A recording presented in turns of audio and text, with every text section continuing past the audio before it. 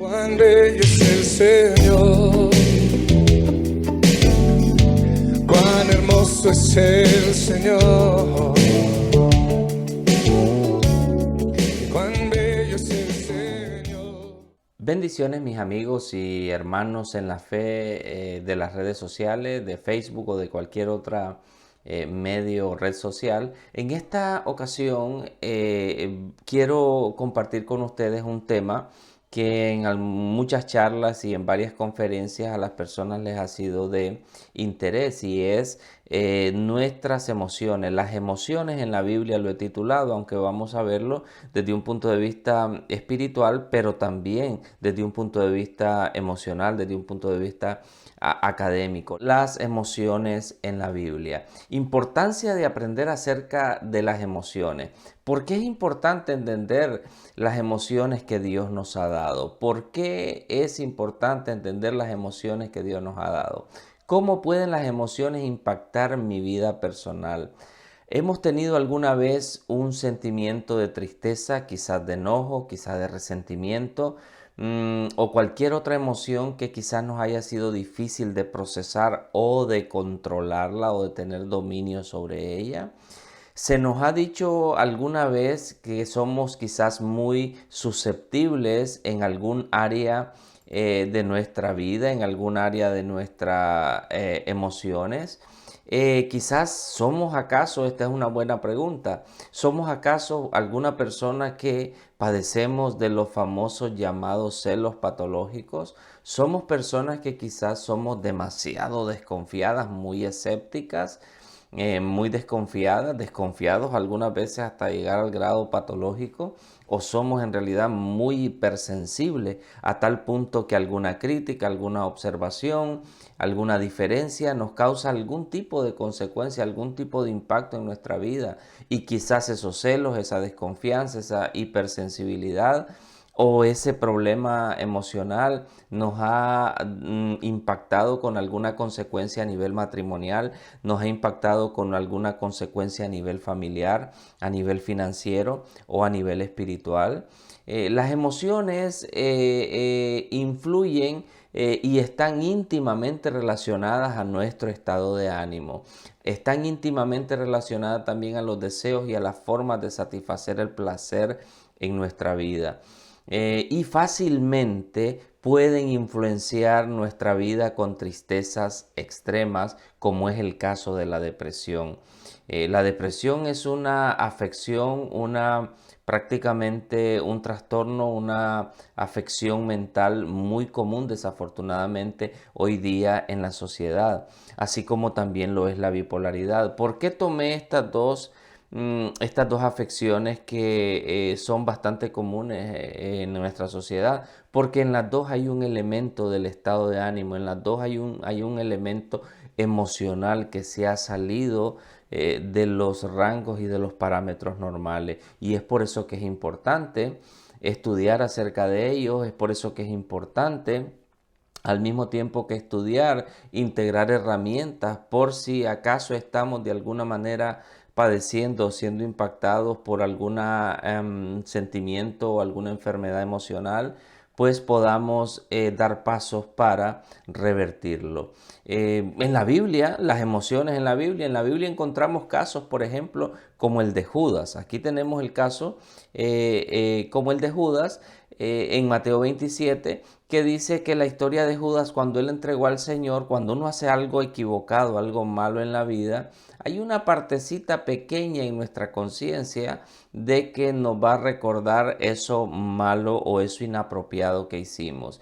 Y si no desarrollamos una salud espiritual, emocional correcta y no tomamos la vía correcta, ese sentimiento, como este caso lo que sintió Judas, que fue un remordimiento, dice así: cuando Judas, el que lo había traicionado, vio que habían condenado a Jesús, se sintió remordimiento y devolvió las 30 monedas de plata a los jefes de los sacerdotes y a los ancianos y dijo: he pecado.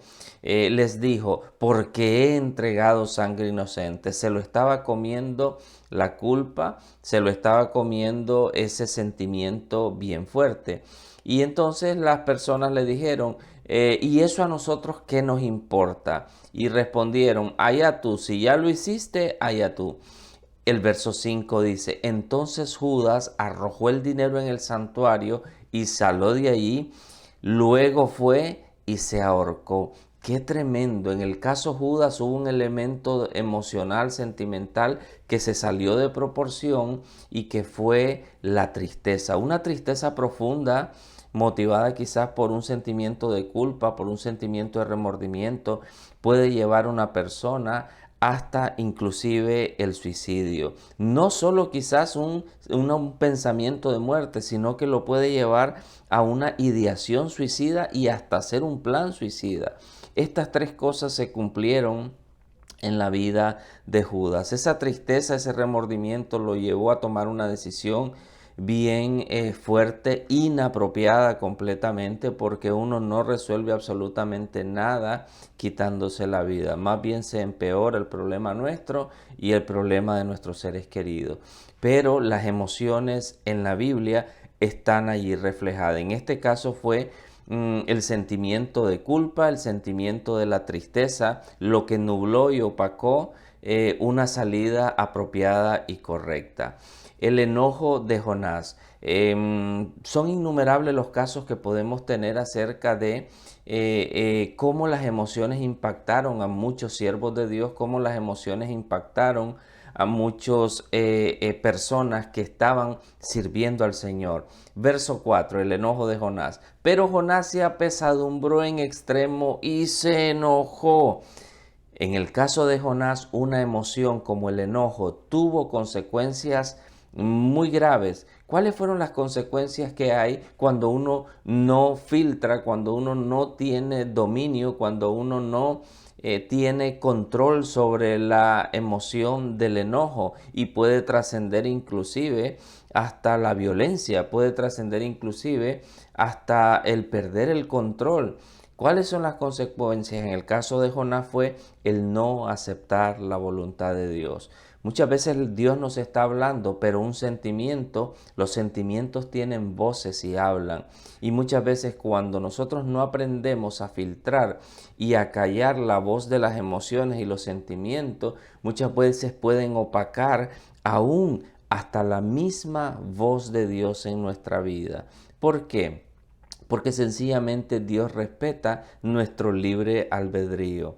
Y dice que la consecuencia fue el no aceptar la voluntad de Dios y también la consecuencia de un problema emocional en la vida de un creyente, en la vida de una persona, en la vida de un hijo, de un padre, de un esposo, no importa cuál sea el rol que cumpla en la sociedad, puede impactarlo y puede obstaculizarle su caminar, obstaculizarle el cumplimiento de sus metas. En el caso de Jonás, él retrasó el propósito de Dios y total, al final tuvo que hacer lo que Dios le estaba diciendo que hiciera. Entonces hay muchas personas que nos hemos visto obstaculizados por un momento, por una actitud producida por una emoción fuera de lugar. Vamos a ver, el alma es diferente al espíritu. Dice Hebreos 4 del 12 al 13. Vamos a ver dónde está ubicada el alma y dónde está ubicado el espíritu. Y si es cierto que los dos son una misma cosa o en realidad son elementos diferentes que nos componen a nosotros como seres humanos en nuestra personalidad, en nuestra identidad. Dice, porque la palabra de Dios es viva y es, dice, eficaz y más cortante que toda espada de dos filos. Y penetra, dice, hasta partir el alma y el espíritu. Yo aquí lo puse en blanco, highlighted así como en blanco, porque me interesa de que veamos la diferencia entre lo que es alma y espíritu. Dice de que Dios clasifica, es Dios quien hace una clasificación por medio de su palabra.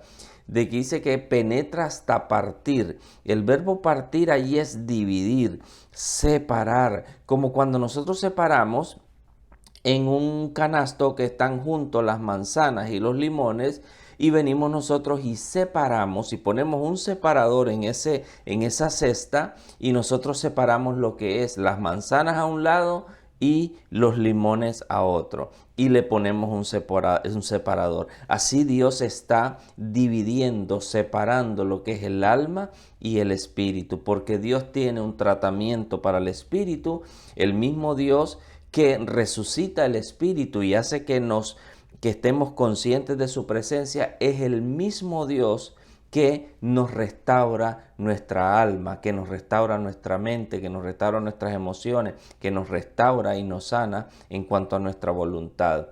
Y dice, las coyunturas y los tuétanos, y discierne los pensamientos y las intenciones del corazón. Vamos a ver ahora las funciones de la dimensión psicológica o las funciones del alma. Aquí tenemos el alma. El alma va a estar compuesta, va a ser compuesta de 3 elementos, 3 componentes. Mire qué clase de combinación la que hay aquí en el alma. En el alma está la mente, en el alma están las emociones, que es lo que nos corresponde hablar en esta ocasión, y el alma también está la voluntad. La mente es la facultad del alma que le permite al hombre pensar, ser racional, analizar, juzgar de una manera apropiada. Es lo que nos hace diferentes en realidad al reino animal, el raciocinio. En las emociones tenemos que las emociones son aquella facultad del alma, aquella propiedad, aquel atributo que tiene el alma que le permite experimentar diferentes sensaciones como reacción a la información que percibe de los pensamientos o también de los sentidos. La voluntad es el instrumento de nuestras decisiones y revela nuestro poder de decidir.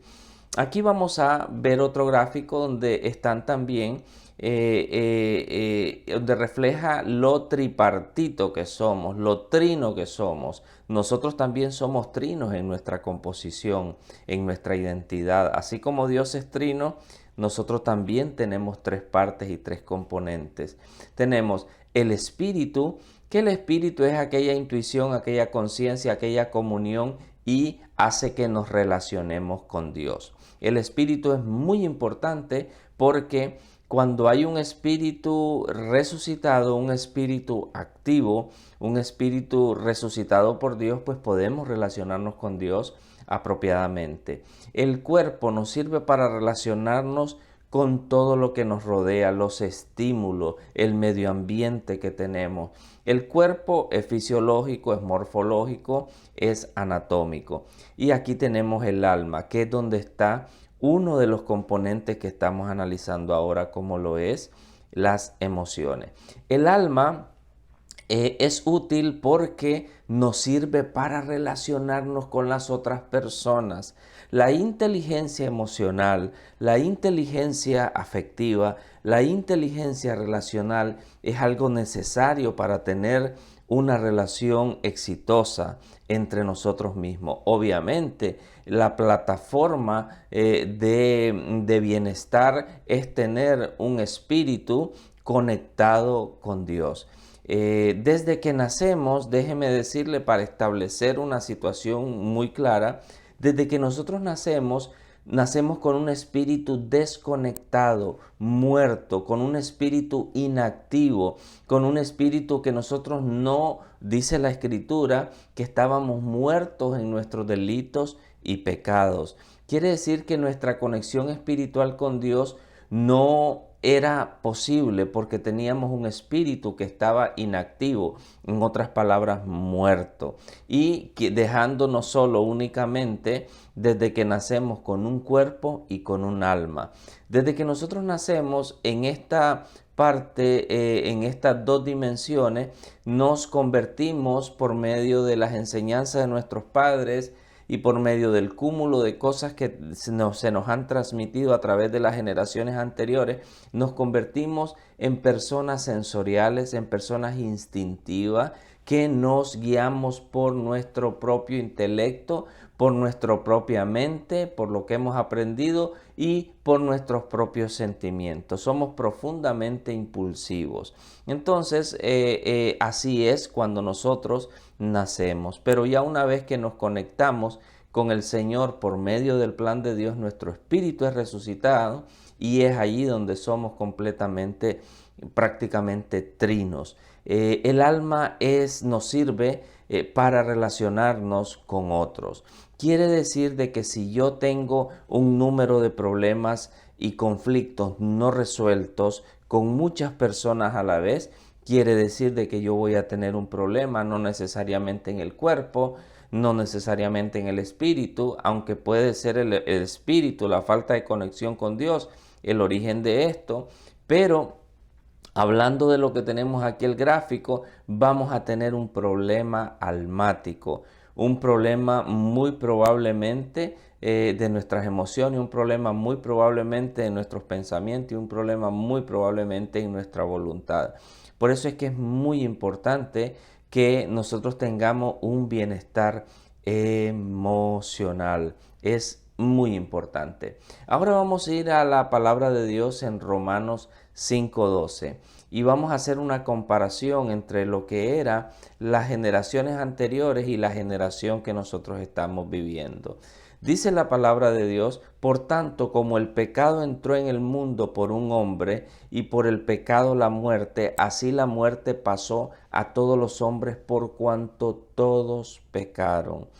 El pecado transgeneracional, lo que se transmite de una generación a otra, no solo son el color de los ojos, no solo es el color de la piel, sino también el color del alma, sino también el color del espíritu, sino también aquellas cualidades y aquellos atributos, aquellas características en nuestra vida emocional. Y como ya todos sabemos, como dice aquí la palabra de Dios, que nosotros hemos pecado como raza humana y como el espíritu está separado de Dios, inactivo de Dios, nuestra alma obviamente va a tener esos defectos ya prácticamente hereditarios de nacimiento.